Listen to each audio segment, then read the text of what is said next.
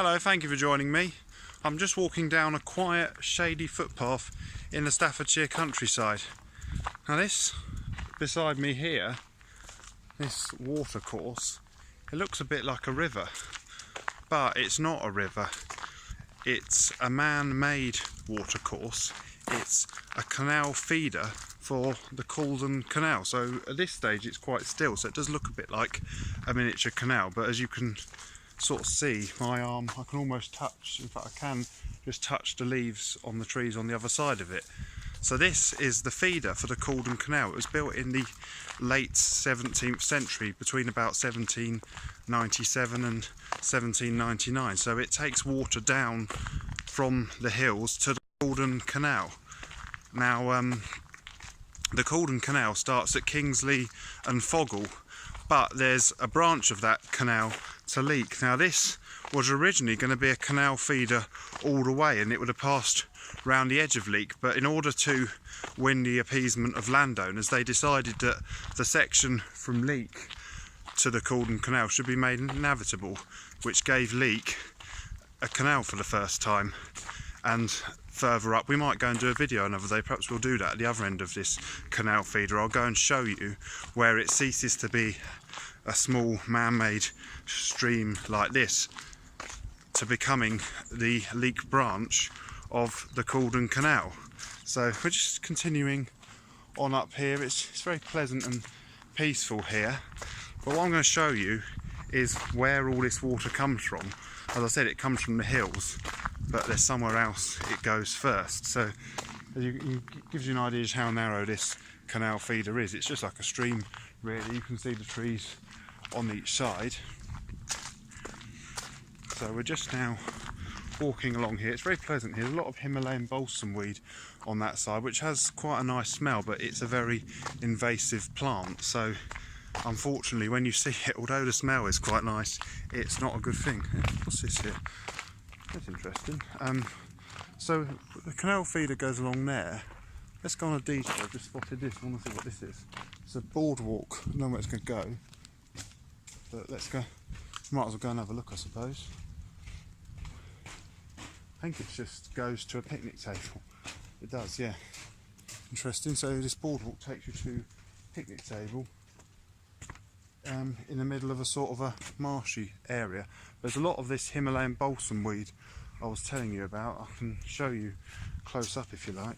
Come down here, so you can see the plant, you can see the flowers on it. So they do smell nice. It's a very sweet smell, but unfortunately it is a very invasive plant. It was one of those plants that the Victorians brought over to be ornamental, and unfortunately it escaped and basically became a weed. So back to the canal feeder. We're going to carry on in this direction. We had come from that direction, and that's the little boardwalk we just detoured down. So this is where it starts to get a bit more interesting as we come along here.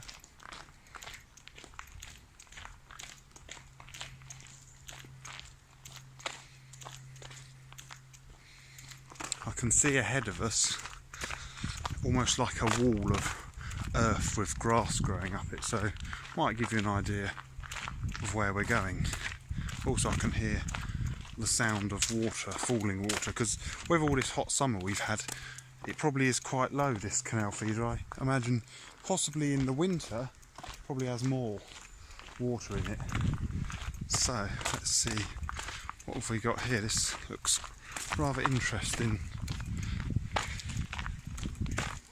You can see some ducks flying away. So suddenly the canal feeder starts dividing apart. You've got a waterfall there, you've got this strange long section here, and then you've got a higher up section there. Now if we go into the middle here, it gives you an idea how low the water is, because there should be water pouring over the edge of here. Now what you can see up there, you probably guessed it by now, it's a dam to a reservoir, quite a famous reservoir, which I'm going to tell you more about in a minute, which supplies the Caldon Canal with water. There should be water flowing down here. I'm not quite sure what the purpose of this is, because water flows down here and actually goes underneath the canal feeder and out down there. So whether that must be the overflow I'm not really sure why there's this watercourse, but looking up there you can see there's this section of water here, and then that is the dam. So I'm going to take you up there to show you a rather lovely place. Some of you watching may now have guessed where I am. As I said, we're in Staffordshire. I've mentioned that we're not far from the town of Leek, so I expect some of you know, but let's go up the dam and have a look properly. So there's the tunnel where the water comes out.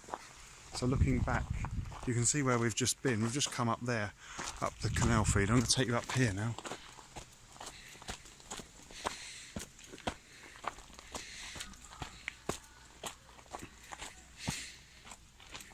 Lovely big beech trees above us.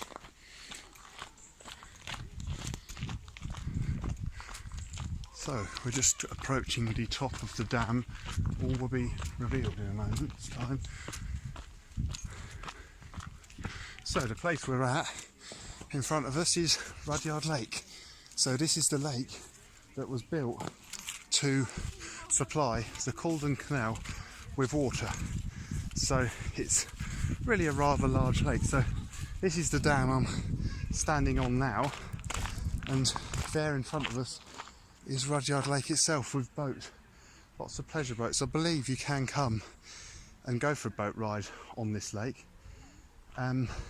So as for the lake itself, the lake was finished in 1899 and it became a very popular place for Victorian tourists to go.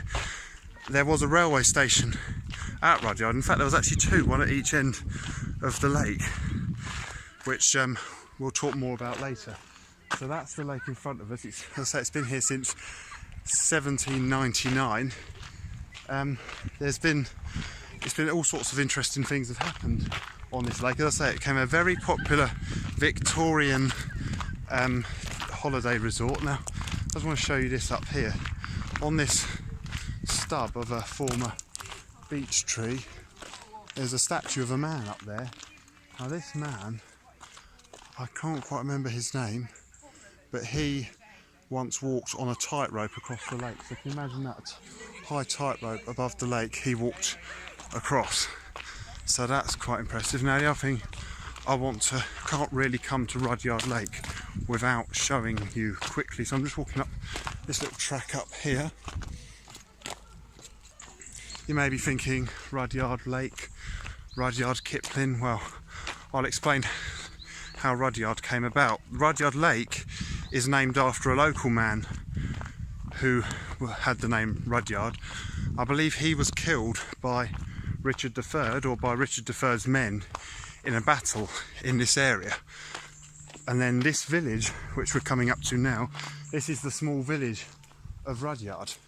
So that's where the Rudyard bit came from. That's how it got the name Rudyard. Rudyard Kipling comes into it a bit later, because here behind me it doesn't look as interesting from this side because I'm showing you the back of it, but this is the Rudyard Hotel. It was in this hotel that Rudyard Kipling's parents were staying on their honeymoon. They actually met at Rudyard Lake, so it looks much better from the other side, but I'm not going to take you around there now, but it's worth coming to, and it's, if you ever come to Rudyard Lake, go and have a pint or indeed a meal in there. So Rudyard Kipling's parents met at Rudyard Lake. They had their honeymoon in that hotel, and they decided to name their son after Rudyard Lake. So that is how Rudyard Kipling's name came to be. So I'm now going to take you back down from the hotel's car park, back down. We're going to have another look at the lake, and there's something else I would like to show you before we finish today's video. Like I said, it is for the Caldon Canal. It supplies the Caldon Canal with water, and it is my intention to show you more of the Caldon Canal. Perhaps what we'll do next time is we'll go to the other end of the canal feeder where it becomes the Caldon Canal, or the Leek branch of the Caldon Canal, and I'll show you a few bits of that. We can have a look at the junction, and then perhaps we'll do the main Caldon Canal where it starts at Kingsley and Froggle, is what I'm thinking we could do in the future. So we're we're back to the dam now. So that's the dam looking down there where we've come up. So if I take you over here, you'll be able to see the water down below. There's these huge, these must have something to do with the water coming down. So can you see where, that's the path we walked along, that's where we came from. We're standing on top of the dam, and there, stretching out in front of us, is Rudyard Lake. You may have seen my last video. I was up at Cliff Park Hall and I said, looking down, we could see Rudyard Lake. Well, that was right at the other end of the lake, up on the hill up there. So it's approximately just over a mile away from here, Cliff Park Hall is. If you didn't see that video, I'll put a link afterwards. I'll post it afterwards, Cliff Park Hall, because that was quite an extraordinary place at the other end of Rudyard Lake. It's about 2 miles long, this lake, so it is quite a big lake. They once did a Top Gear episode, I don't know if you remember that, where they were making cars into boats. Triumph Herald, I think James May was in the Triumph Herald and he won, I'm not entirely sure. What's this here, an arch in the hedge. What's over here? So, well, there is a big drop of a waterfall, which I think is the overflow. I'll show you. I think I'll show you better from here, looking at the path. So the lake's over there. We haven't quite finished on the lake. I'll take you around just along here. There's a couple of other quite exciting things I would like to show you. So with the lake behind us, just there, we're just coming along now. That's the lake. You imagine it when it gets really full, water would flow under this bridge and down there. There's a big drop down there, and that must also be another join the watercourse of the Cordon Canal. So we go along here, and it might come as a slight surprise to you, but we've come to a little railway station. As I said, it has always been popular with tourists coming by train. Well, this railway station, I don't think we're going to catch a train here today because I think we're a bit late in the evening, but the railway station is called the Dam, hence the dam over there. And this is the Leek and Rudyard Railway. It runs for about 1.5 miles along the track bed of the old North Staffordshire Railway, which I'm standing on now. This line closed to passengers in 1964. No, sorry, it closed altogether in 1964. It closed to passengers in 1960. And for a while there was a narrow gauge railway here, and then that moved down to Trago Mills in Devon, and then eventually it started off as being called the Rudyard Lake Railway. It's now called the Leek and Rudyard Railway. So they run steam and diesel trains along the trackbed of North Staffordshire Railway. You may have seen some of my other videos. There was one where I did make some videos, I didn't talk in them, I just filmed the train. And then today I wanted to explore the bottom of the canal feeder. So what I'm going to do, I'm going to leave the miniature railway behind, and we're just going to now walk along beside the lake, because there's something else up here that I haven't actually seen yet, but haven't seen it up close. It caught my eye.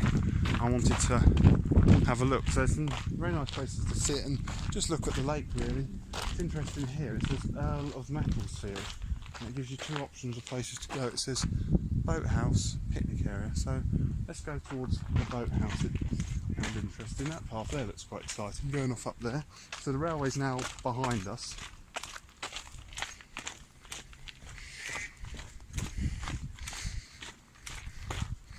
I'm looking over there, that's the dam. I don't know if you can just see behind the dam, that's the hotel I was talking about. It's a better view of the hotel where I said Rudyard Kipling's parents stayed for their honeymoon, and they named their son after the hotel. I'm just going to carry on along the shore of the lake now.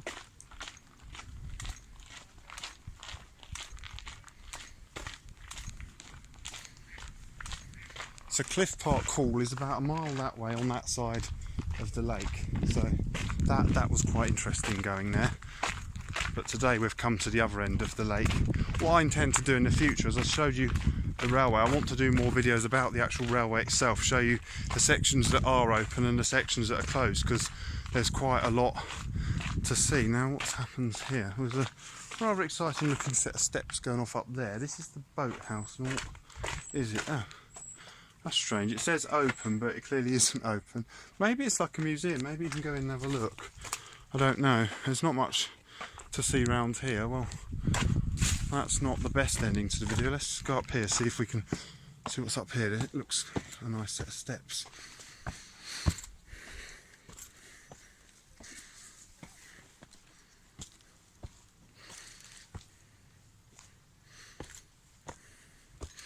We're just coming up to the top of the steps. That other path I said I like the look of came along there, I think. Now if you look down there, you can just see the track bed of the Leek and Rudyard Railway. So we've got the lake down there, the railway line down there. There's a nice little picnic area up here. If I just walk to just up here, there's quite a nice view over the lake.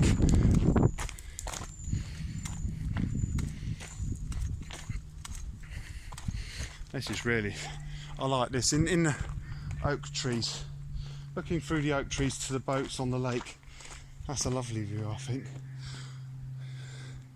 So this is where I'm going to end the video. So like I say, it's really worth coming to Rudyard Lake. You can do a nice walk. It is a long walk all around the lake. It's about 6 miles, although you can use the train to get you some of the way down this side. And there's a lovely pub. It's a really nice place to come. So hope you enjoyed this video. Thank you very much for watching. As I said, there's going to be more coming from this area soon on the railway and the canal. So thank you very much for watching. Goodbye.